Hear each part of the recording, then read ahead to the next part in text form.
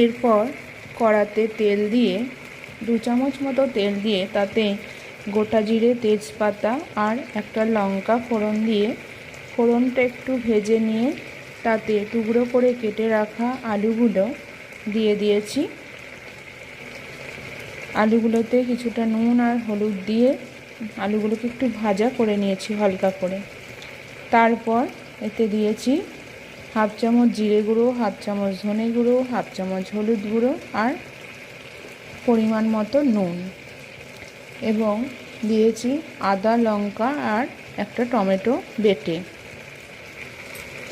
এরপর সমস্ত মশলাগুলো ভালো করে কষিয়ে নিয়েছি।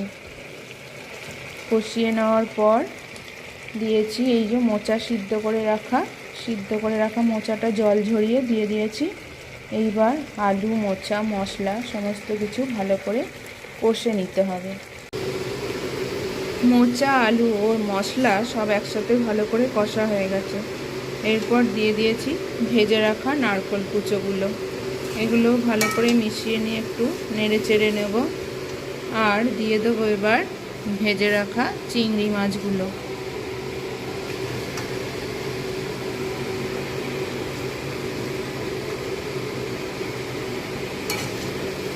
সব একসাথে ভালো করে মিশিয়ে নেব। নারকেল ভাজা, চিংড়ি মাছ ভাজা সমস্ত কিছু দিয়ে ভালো করে মিশিয়ে নিয়েছি। এবার কিছুটা জল দিয়ে দেব, ভালো করে একটু সিদ্ধ করে নেব।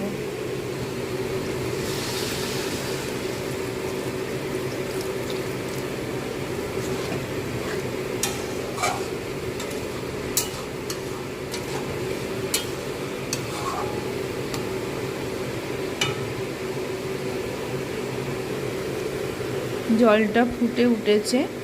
এবার ঢাকা চাপা দিয়ে গ্যাসের আঁচটা মিডিয়াম ফ্লেমে দিয়ে কিছুক্ষণ রেখে দেবো ভালো করে সিদ্ধ হওয়ার জন্য। সমস্ত কিছু ভালোভাবে সিদ্ধ হয়ে গেছে। এই পর্যায়ে দিয়ে দিয়েছি এক চুটকি গরম মশলা আর দিয়ে দেব 2 চামচ মতো চিনি।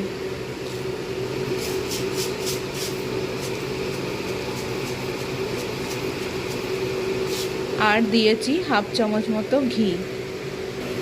সমস্ত কিছু ভালোভাবে মিশিয়ে দেবো।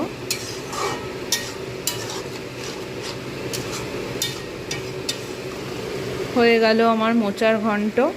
এবার গ্যাসের ফ্লেমটা অফ করে ঢাকা চাপা দিয়ে 5 মিনিট রেস্টে রেখে দেবো। ঢাকা চাপা দিয়ে দিলাম, গ্যাসটা অফ করে দিলাম। 5 মিনিট পর গরম ভাতের সাথে পরিবেশন।